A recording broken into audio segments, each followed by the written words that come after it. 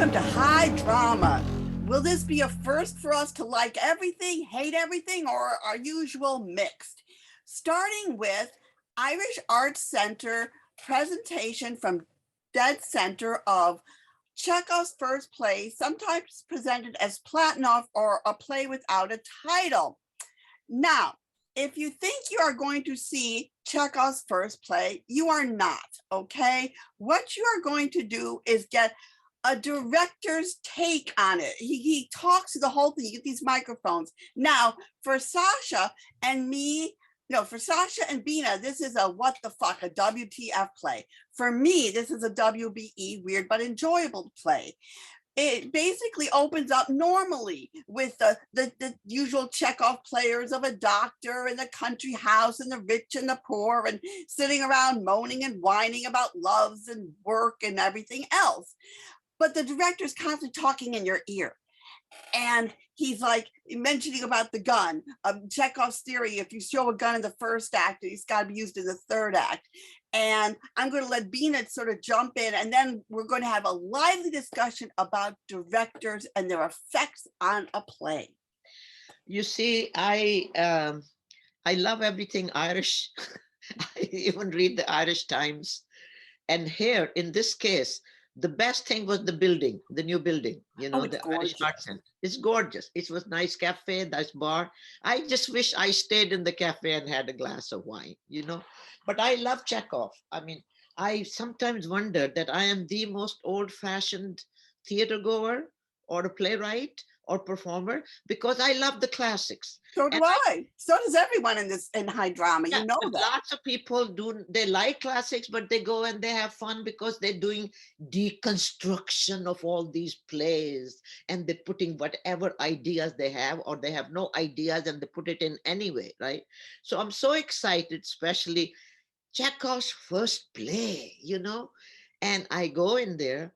And then they have this big headphones sitting there, right? And they say, he himself, the director, I did not know he's the director at that time, comes like center stage. And he said, put these on. And I said, actually, is it a must? Because I hate all these things. He said, yeah, blah, blah, blah. I said, okay, we put it on, right? The play begins, a set is nice. In the beginning, Eva has warned me that, please, you're going to hate this fucking play, right? Sorry. Okay. But because I was warned, and I was like, no, I cannot hate Chekhov's play, right? So that when the set, they had the lights on and the set, I liked it. I said, oh, okay. It really looks like taking place in the Russian atmosphere, I mean, and then the person is sitting there lonely and morose and all that stuff, right? And then this guy we put the headphones on, and there's no play, but the director who's criticizing his actors, criticizing the play, all these things in the play. I mean, did he write a new play? And then I take the headphones off, right? And I say, I can't hate this man. He's irritating me. I'm looking at Kevin. Kevin is taking his headphones off. And then I can't hear the actors, right? And then it's just from then on, it was downhill. I hate this word deconstruct, experimental. You want to deconstruct, write a goddamn play and deconstruct it, okay? And mess it up. He messed up the whole play. He messed up his own play. He messed up everything. He messed up Chekhov. Chekhov would be turning in his grave. I take it very, very, very personally when they mess up with Shakespeare, with Chekhov, with Pinter, with anybody. That means they have no idea. They are into ego. It was the ego. It should be called the ego of the director. And here is where I step in, because if that's the way you feel, then you should be like me and be absolutely love this, because it took me a while to ponder this. And you know me, I hate Ivo van Hove. I hate these people that got these directors that do not care about the text, do not care about the play, and it's all got to be about me, me, me, me. And the director was deliberately making fun of those people with this, the whole director's cut about something. No, that's just it. You're thinking this is an Ivo van Hove situation, but it's not. He is basically using this play as an excuse to go after those those people that do not care about the text. See what happens when a director ruins the text? It's bloody annoying, isn't it? I mean, people were walking on droves. Nobody got the joke but me. I'm sorry, but I got it. And I just thought this was bloody brilliant. Diva, listen to me. I do not know how your mind worked in this play that you thought it's a satire and it is criticizing the director who mess up other people's play. No, I really, really, really disagree with you. I know you like comedies. I know you are a very fun person. You laugh a lot. You enjoy things. Perhaps you were prepared. You told your mind it's a satire. He's criticizing No, the I director. thought about He is this. not I thought criticizing about the this director. days afterwards. Because when I first saw it, I mean, there were times I was annoyed with him. Like, why is he talking in my ears? But it was after seeing so many plays after this. After I saw this, so many plays where the director put their own spin and changed the whole tone of everything. It's like a light bulb went out in my head. And I realized that is why I hate these directors, because they don't care about the play or the text. It's just what they think the play should be and what they want it to be. And that's what this guy was doing. And he was doing it so over the top that you realize, oh my gosh, he's making fun of those people. He's like me. He's like saying, will you guys stop messing with the text? See how annoying it is? You're walking out. You hate this. I'm taking someone from the audience to be the main character, for God's sakes, because that is what directors do. They don't care about anything but their own vision. And here I am screaming my vision at you and not letting you enjoy the play. So that was his way of saying, see, stop it, directors. Stop being assholes and let us see the damn bloody play already. I can't That get. is what I got out of I it. cannot get into your head, and I cannot imagine how you think this way about this particular play. You see, the thing is But this. see, I feel like you're not getting it either. Both Yeah, of us, okay, all both right. of us strongly, but that's just it. We're both right. You feel that way because your mindset is towards that sort of thing, and my mindset is towards a different set of things. But you know, most people agree with you. Like I said, I'm the only one that figured this out. By being that kind of director, he is showing up. He wants you to walk out. He wants you to hate it. He wants you to get mad at directors like that. He wants you to be mad at him. He's doing this on purpose. He's doing this. It's not like he's doing this because, oh, I had this vision. No, he's doing this because he wants to let people know how horrible directors can be and how they can ruin a play. You know, Eva, me and you, we are smart. I hope we are very smart and very imaginative and very much theater goers all our life. In every aspect of the theater, me and you are involved, right? We cannot get this so wrong. And I feel sorry that you got that so wrong. And I'm sorry, you're not getting the point. But anyway, we have to go now because we just got the signal that is going on. I think we should interview the director. I knew this was going to be a lively discussion because we should interview the director and find out what. You hit my Ivo Van Hove button and I'm like, argh. And to have someone who believes against Ivo Van Hove, who hates directors like I do, it was so refreshing to finally find somebody who says, excuse me, I'm naked here. No. He just hates Chekhov and he hated this play, but he wanted to use Chekhov's name to get an audience and just get like a glamour of Chekhov. You know, it was and as the excuse me, as the play progressed, it became worse. The worse than when he has seen the doctor giving a blood transfusion to this, so sloppy, the blood, the wine, I mean, I can't, I mean, please forget it. This is unbelievable. This was just like horrifying for me. And I love Chekhov, and I'm sorry that they destroyed the plays so badly. And so, you know what? Take your chances and you can go and see whether you're going to find it weird but enjoyable and an anti-director like me, or if you're going to feel like Bina, that they just completely ruined it and we're acting like Ivo Van Hove. No, I'm giving it a happy face. Yeah, all right. My God, I most unhappy face, and I am on the Irish Center's like press list, and they're never going to give me another ticket, I'm sure. they're doing Wuthering Heights at St. Anne's Warehouse, which is based on the novel by Emily Bronte, and it's adapted and directed by Emma Rice, who has done wonderful, quirky little shows in the past that I just love.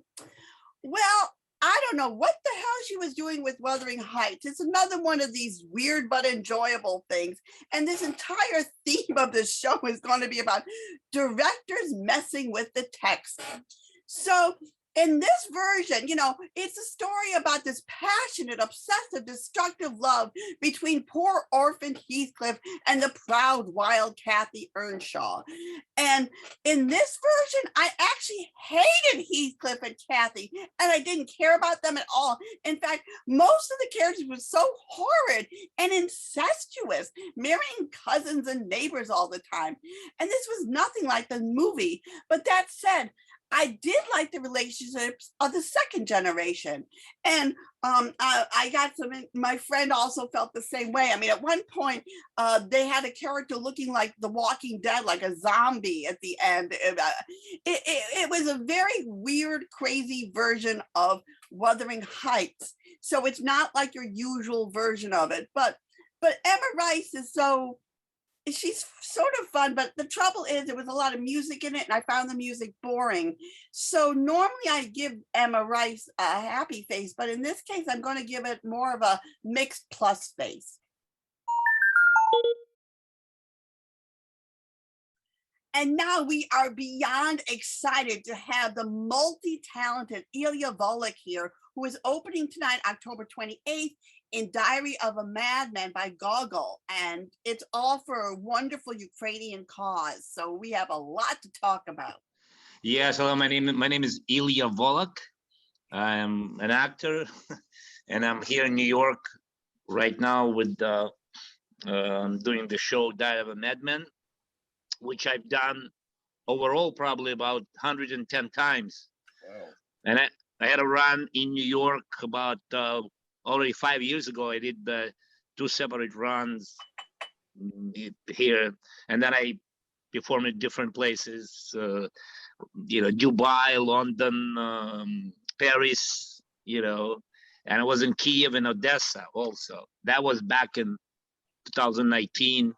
What made you pick Gogol's Diary of a Madman, which, by the way, I love Diary. It reminds me also of Dostoevsky's Notes from an Underground. So I did it the first time 10 years ago, 2012, and I always wanted to, you know, choose a material that is challenging and also works on many levels, and has, you know, has the comedy and has a drama.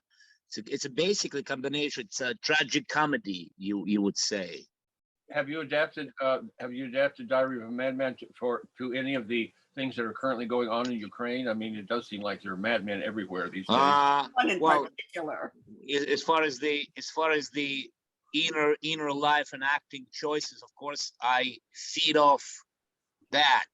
I mean, but essentially it's the what's interesting and challenging. It's the working on the character that gradually comes to that state of the insanity, and it's very, you know, in Russian literature. Well, Gogol was Ukrainian born, but essentially he was, you know, in Russian Empire at that time. So, and then he moved in St. Petersburg, where he was, you know, he became a writer. I mean, develop his, you know, career and notoriety. But it's the present topic in, you know, Russian classic, including Dostoevsky, Tolstoy probably less, Chekhov, for sure, is the theme of our so-called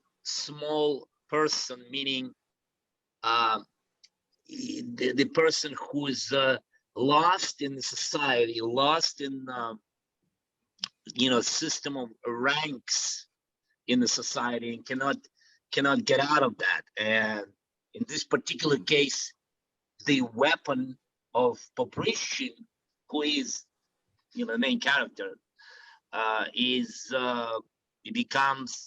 decides to fight that, to rebel by becoming a king of Spain in his imagination. So this is basically a class consciousness thing, and he's trying to break out of the place he's stuck in. It was very hard to, advance your, bureaucratic structure, yeah. Yes. And you're looked upon according to your rank. And jobs would be so much better if you got the respect that you feel like you deserve. And here he is working hard, making, doing the pen thing, and he wants to get, appreciated, and he's just treated like dirt beneath the feet. And that also, it just gets to you after a while. It's like, yeah, it takes so much. Especially also that's the restrictions of that society. Unlike for example, the Western world, or in this particular, let's say United States.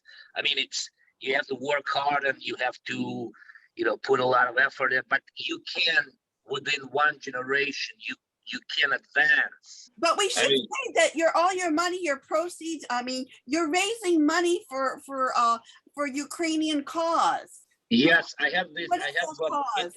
Yes, absolutely. It's I was in Kiev exactly, last November, December. I was in Kiev working on the project right before the war started. Yeah, and no one even could suspect anything, like that. And I have a lot of friends in Kiev. My father lived until end of 2018.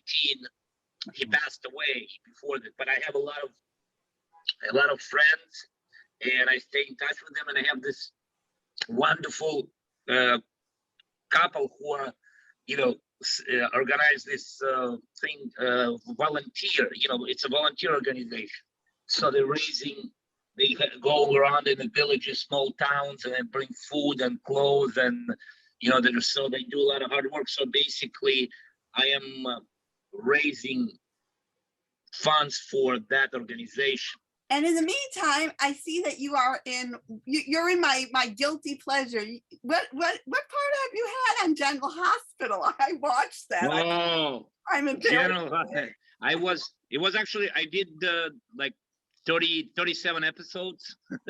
It was like an arc back in, I think it was back in 2000, maybe 11, I don't know, like maybe 2013, something like that. It was obviously I played Russian. You were the Russian bad guy that he ended up throwing against Sonny, that he threw in the water. Yes, Karpov. You were involved with Brenda. You were involved with. That's right. Oh, that was you? Yeah. Oh, you were marvelous. Oh my God. Well, Ilia, thank you so much for joining us. We do need to move on, I'm afraid. Yeah. But it's really fascinating, and we are absolutely in support of your cause and everything. And we hope people will respond the way they should. So I'll put some information up here, and thank you very much. Thank you, and I'll send you the links. And we can see you in a minute. David Fuller was our guest last show, and he directed You're Gonna Love Tomorrow, which is a cornucopia of Sondheim's music from 2 selections from The Frogs, 5 selections from Saturday Night, 4 from Forum, Anyone Can Whistle 1, Pacific Overtures 2, Little Night Music 2, Company 2, Follies 1, Sweeney Todd 1, Merrily We Roll Along 2. Missing were Sunday, Assassins, Passion, and Roadshow. Some of the songs chosen were the more obscure ones from the shows, which make a nice change, but it ended with a slew of my favorite selections from the various shows. The young 3 men and 3 women cast were exceptional singers, very easy to get to the theater in Brooklyn. Take the C train to Lafayette Avenue, and it's only a half a block away, so happy face. Abby Tannenbaum's What Kind of Woman, playing at the Cell Theater in Chelsea through November 19th, gives us a detailed picture of contemporary women. Nora is older. She's expecting her estranged son to visit within weeks. She hires Anne, a young apartment organizer and actor, to help her get the place in order by the time her son arrives. Over several visits, the pair forges a bond. Although the play takes place in 2013, we learn that Nora worked for years at an abortion clinic in the 70s. She has scores of letters from women who sought help during that dark time. Her support of abortion rights is absolute. Anne has a cavalier attitude, suggesting that she has the wherewithal not to have to seek an abortion, that she won't get pregnant. Only careless women get pregnant. But during the course of this play, it becomes clear that any kind of a woman can have an unwanted pregnancy. The fine acting was the first thing I noticed.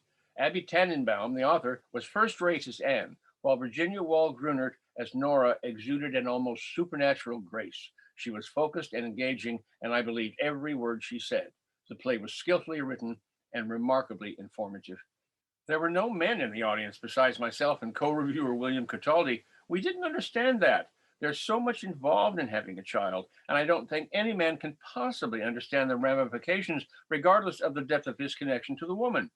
The play was great theater that examined the human condition. Isn't that of interest to men? The same men who have so much to say on the subject of abortion? Go see this play. Take your boyfriends and husbands. We give it a whopping happy face plus.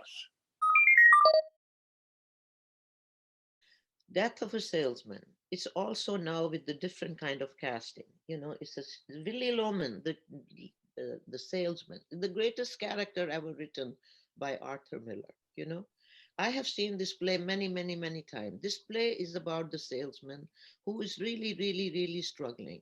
And the people he worked for long, long time ago, their children are now big bosses and they treat him badly. And he travels 700 miles every weekend. And the man is totally exhausted. He has two sons who are just like, destroying their own lives, and they're just very confused and they have no career and no nothing. And the wife is just like, feels the pain throughout her life. So you really, really, really feel for Willy Loman.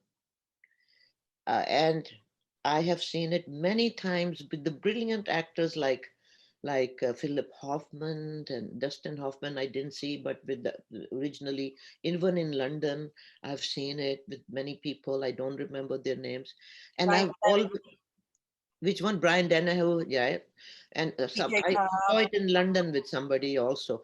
And I have always loved this character. When Philip Hoffman comes on stage with the suitcase, I just died.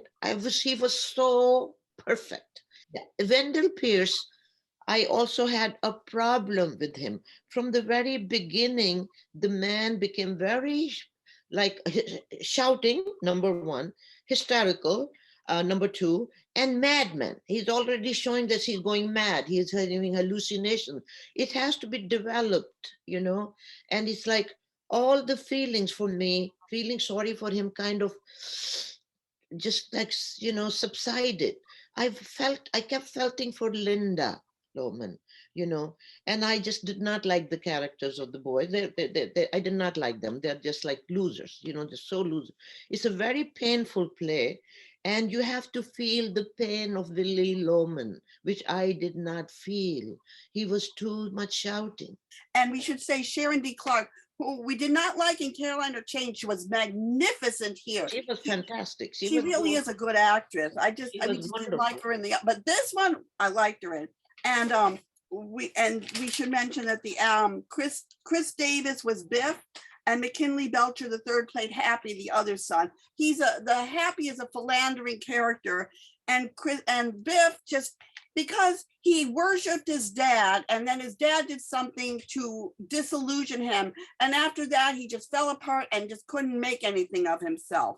And then you have Andre de Shield as a sort of ghosty, successful brother of Willy Loman, kind of wandering in and out. But I did really love Andre de Shield, but I don't remember. They brought him in too many times. Was that part of the original play?